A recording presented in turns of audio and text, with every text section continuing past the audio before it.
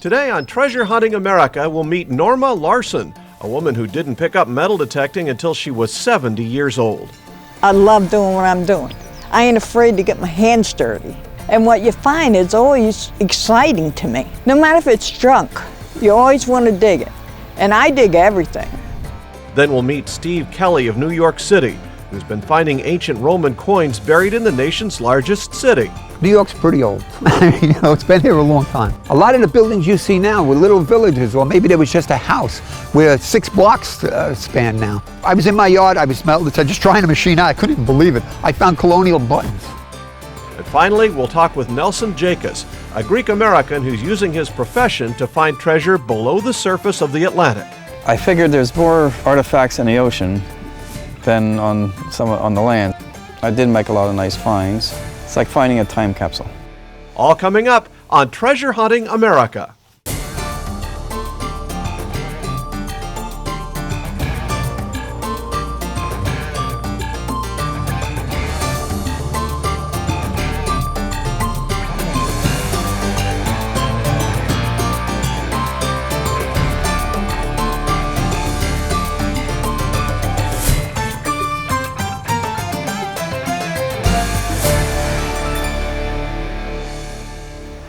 Hello and welcome to another episode of Treasure Hunting America. I'm your host, Mark Hendricks. For the next half hour, we'll share some amazing stories of everyday treasure hunters across the country. At 70 years old, Norma Larson didn't expect to get into treasure hunting, but after finding a 1793 coin on her own farm in upstate New York, she was hooked. My husband passed away, it'll be 5 years this year, and I was depressed. But after I bought the metal detector, I seemed like I got real well quick, because I got out in the field and got away from all the pressures and you don't think about nothing when you're in the field metal detecting but what you're doing. Your troubles are all gone.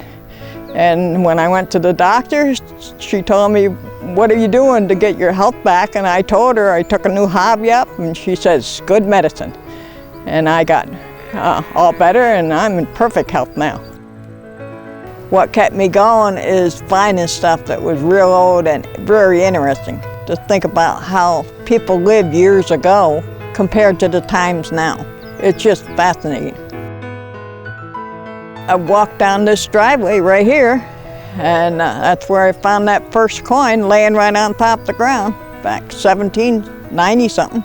After that, we found lots of them here, all different, dates onto it, buckles of all kinds, old stuff, real old stuff. This is the first coin that I found on my property when I walked into the driveway. It was laying right on top of the ground. This is an 1805 large cent. It was also found on this property. This is a large cent. It's 1810 colonial. And it's found on this property too. I keep the valuable things that I think are really the best value. The other stuff, if it's not in the greatest shape, I get rid of it, I sell it. Dug enough stuff and found enough stuff and sold has made me some side money. I love doing what I'm doing. I ain't afraid to get my hands dirty. And what you find is always exciting to me. I don't care what it is. If that machine goes off and tells, you always want to find out what is in there. No matter if it's junk, you always want to dig it. And I dig everything. A lot of people don't, but I dig everything because it paid off for me by doing that. That's why I keep on doing it.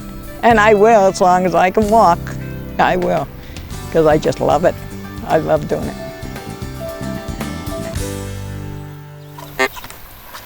Fact is, something right there. Hear it? See? Looks like a nail. And it's down about 8 inches. Right there. Sounds like it.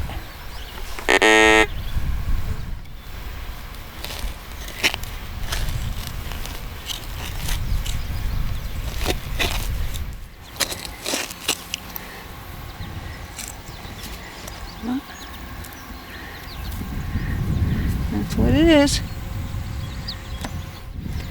Well, it looks like a hook of some kind. Eh? Sometimes they have a hook like that. You drive it there and it just slides in. You don't like that. When we return, Norma Larson will show us why hunting in your own backyard is so worthwhile. And we'll meet New York's favorite treasure hunter, Steve Kelly. After finding her 1793 colonial coin on her own property, Norma did additional research on her property and found some very surprising information. The house was 250 years old when I come here in 1963. I figured it was just an old farmhouse, but to look at it, you wouldn't even think it was a store until I went over to the museum and they had pictures of it over there. For one thing, being a store and having the troops all go through here, they naturally would have stuff around. I figured it was a good spot, a really good spot. If you want to find stuff, you look in your own backyard, because that's where a lot of it is. Yeah, and people's never looked there. These are some things that I found on my property here. These are bedroll buckles that the troops used to wrap their stuff in and pack. These are the buckles that they have on their uniforms there. Some of them, this is a waist buckle that goes around the waist here. These here, the buttons here, are the ones that goes down the uniforms, down the sides. And there's some musket balls that I found here. With so few years into this hobby and having found so much, there's one item she remains on the lookout for, something that's very unique. My one desire is to find a George Washington button. Really is. I want to find one of them, and they're worth a lot of money. Yeah. But I just would like to have it for a keepsake for myself. Yeah. For the time era and stuff. I think I've found an extra lot for the time that I've been there. You know, there's people that's hunted for years haven't found as much as I've found. You know what I mean? It's not over yet. Yeah. Steve Kelly isn't a typical treasure hunter, but this Irish New Yorker has a passion for the hobby like few others and has found some amazing items. I always had this interest in finding things. I always walk looking down on the ground. You know, I'm just one of those people I just like finding things. And I went out, I called a guy on Long Island. He went out to his house, he gave me a demonstration, and I bought my first whites detector. Well, what keeps me going is, I mean, you know, when you get into metal detecting, you become addictive. You know, every find is a thrill. And each find is like a gift to you for your effort and for your patience in a hobby. I do this here because to relax. But I mean, when you really think about life, you know, I mean, life's very noisy and time consuming, you know, I mean, you never get really no time for yourself. Now, when I hit a beach, as soon as I'm out at the beach or I go out to a land site, that's my time. And I don't let nothing interfere with that. This is going to be one of the only hobbies that's actually going to pay for itself. I mean, when you get out there and, you know, you start finding them coins and other cool finds, this is going to add up right away to equal the price that you pay for your machine and then just keep going from there. Here's a little show of some of the things. This is just a small portion of what I have. And this is just the gold. This is what makes you crazy. This is what makes you keep coming back. And I mean, of course, you know, it's always cool, but I'm more into like relic hunting, finding artifacts and everything. These were found right in New York City. People say, how could Roman coins 2,000 years old get in New York? Because the buildings you see there today weren't there yesterday. There might have been small farms or something. Somebody might have brought them over from Europe when they migrated here. And when they got here, there were no banks or nothing, so that maybe they buried them. There's a little something for everybody in metal detecting. Here's a whole jar, just all silver coins, every type of silver coin. You know, everything you can think of is in here. And this is, again, a small portion. This here site's from about 1770s, 1750s, around there. And supposedly they had British troops that was on this property, or colonial troops that were on this property.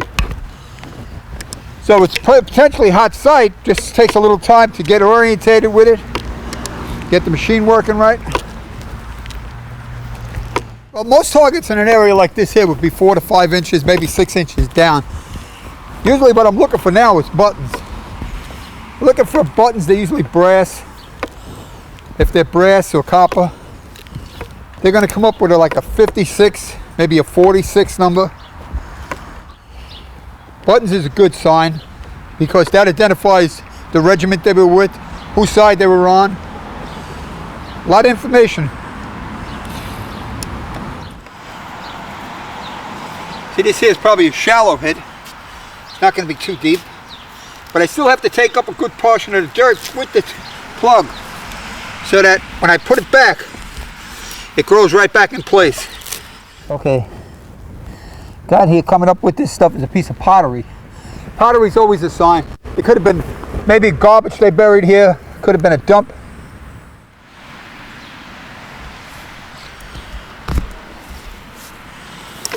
Okay, let's try this one.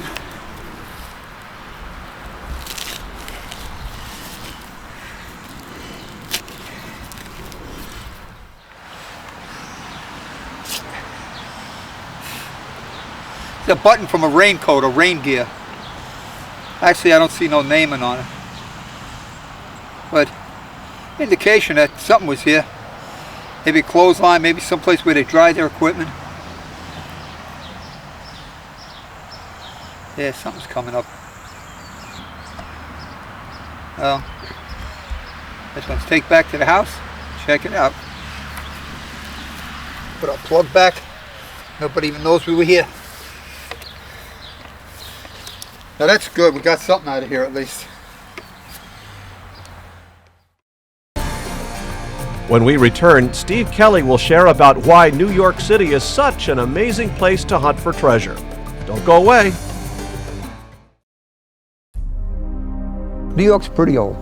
You know, it's been here a long time. And a lot of people did come, and a lot of people left. A lot of the buildings you see now were little villages, or maybe there was just a house where 6 blocks span now. And it's hard to believe, but you can actually go to these locations, and sometimes, not every time, but there are times, I actually went onto sites and found artifacts that is still in my own yard. I live in one of the oldest neighborhoods in New York. I live in Maspeth, Queens. It was settled in 1635. Now, my avenue is Caldwell Avenue. It has a British name. That tells you, these are all hints you get. This is going to tell you it's old. Now, I was in my yard, I was just trying to machine out. I couldn't even believe it. I found colonial buttons. Colonial buttons. Now, I can identify them because I have the literature and the books to look them up. I just read a book, History with Pick and Shovel, which is one of my rare books. Excellent book. It tells about all the local forts from the Revolution that were in New York. These people did an archaeological dig for the New York Historical Society in the 20s. They located these forts, they dug them up, and the book is just full of artifacts that they found. I go to these sites and I actually find stuff from the Revolution. And you're actually on the spot where these people were. These are the founding fathers of America. And these artifacts, I mean, what good are they going to do me sitting in a jar or in a drawer? So I give them to the old stone house. They made a beautiful display with them. The children go there, they tell them about it, and they show them this is how these people lived. One of the special events that happens for treasure hunters in New York City is when the beaches are replenished not by nature, but by machines. The sand, of course, through erosion, cuts the beaches down to nothing sometimes. I mean, you get a good nor'easter, it's going to get the beach out. And you can actually see stuff, cables and things that you're laying right on top of, but the sand covers, you don't see it. But that's when you're down to the clay. So now the Army engineers or whoever it is comes out there, and they come with these big ships with these pumps, and they drop one lead into the bottom of the ocean, and they actually suck the sand. And this sand is pumped onto the beach, and then it's spread, the giant hoses, I mean, they're like a fireman. These are giant hoses. And they have a machine that actually aims it, and they just keep spreading back and forth. And then when they're done, then these here graders come in. These are the things they use on the highways to level the ground, and bulldoze, and they spread it out and even it all out. And that's where we got our new beaches in New York. They were pumping sand, but they hit a dump. We were finding 2-cent pieces, 3-cent pieces. We were finding, I mean, all old coins. There were all, people walking in dogs were finding coins. There were buckles, there were buttons from the municipal police department in New York. That's 1850s. But that was good. That was a good hunt. Steve Kelly isn't focused on amassing a huge collection of items. In fact, his favorite thing is to give away his artifacts to small museums around the New York City area. There are a lot of artifacts that we do find. You know, you come across things. I mean, I come across shirt links. And again, I identify these items. But I don't believe in really keeping them. You know, I mean, what good are they going to do with my drawer? The museums, I like to give, I give them old stone houses. It was an old house in Brooklyn. I donated a whole display to them. And when I go there, it's nice to see my stuff hanging out. I mean, it is, it's cool. But I'm glad to see that these people get some use out of it. Even with a wonderful collection of treasure he's found over the years, there's still one item that eludes him. The gold coin. I mean, it's been elusive. It's trying there, but I'm still young. I'm never going to give up. I'll get it one day, I imagine. When we return, we'll meet Nelson Jikas, a man who's capitalized on his career as a professional diver to find treasure in the Atlantic and Caribbean oceans. Welcome back to Treasure Hunting America. Born to Greek parents, Nelson Jikas was raised in the United States with a passion for adventure and treasure hunting. As a child, he got his start by hunting with his hands and his eyes. Then I used to go digging for bottles and going in back of old houses. They used to throw their old trash away in the houses. I used to dig up a lot of the trash and used to find some good treasures that way. And then I got interested in metal detecting.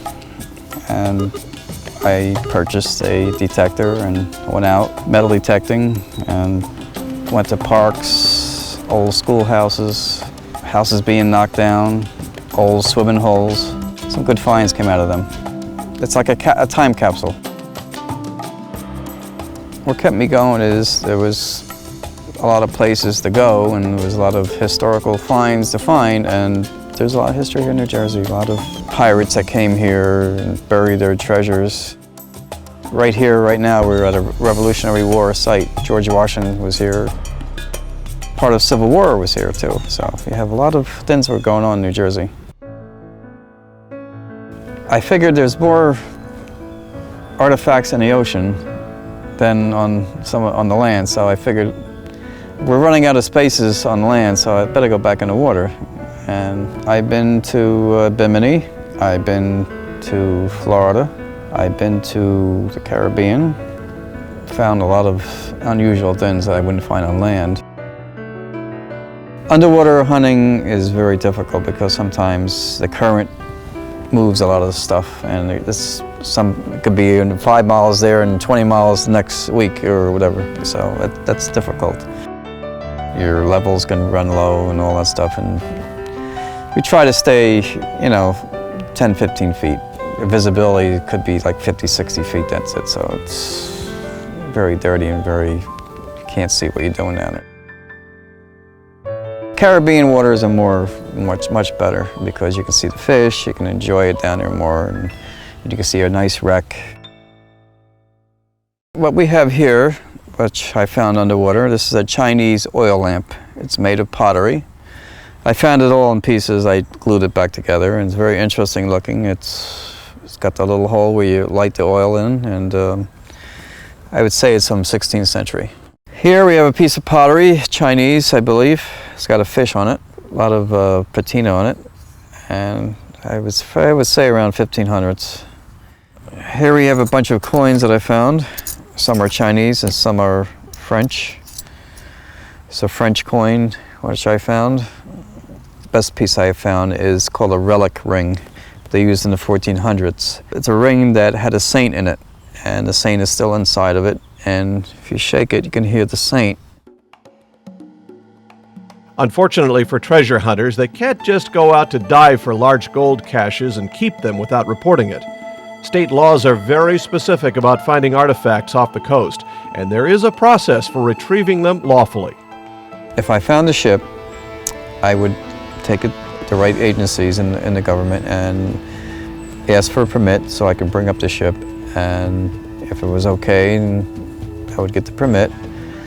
And I think 40% would go to the government of New Jersey, and whatever I have. Sometimes they buy it off you, and they'll give you whatever it's worth. So either way you gain, but it takes a lot of work and it takes a lot of research, and you know, you had to have investors because it costs you a lot of money to bring it up. If you do find a historical artifact, you have a choice to either donate it to the museum or give it back to the state, and they will give you compensation for it, like recognition, or found by Nelson Jacobs or found by so-and-so, and put it in the museum. They won't buy it off you. You'll donate it, and they give you either they give you a write-off or they'll give you recognition for it. That's all. It's a good hobby. It's a good exercise to get out of the house on the weekends or whatever time you're off. It's a good way to get outdoors. If you don't find nothing, it's still a good hobby, because you're outdoors, you're in history, and you may find something. It may pay for your lunch, or it may pay for your day, whatever. It may pay for the rest of your life. I would like to find a treasure chest full of gold coins or silver coins. I mean, I don't care. As long as it's old, I don't care what I find. Oh, gosh. I didn't even hit penny. Thank you for joining us for this episode of Treasure Hunting America. Be sure to join us next time for more stories of everyday treasure hunters all across the country. Until next time, I'm Mark Hendricks. Happy hunting! Treasure Hunting America is sponsored by White's Electronics, manufacturers of the world's finest metal detectors. For over 50 years, White's has been building metal detectors in the USA for treasure hunters around the world. For more information, visit their website or call the number on your screen.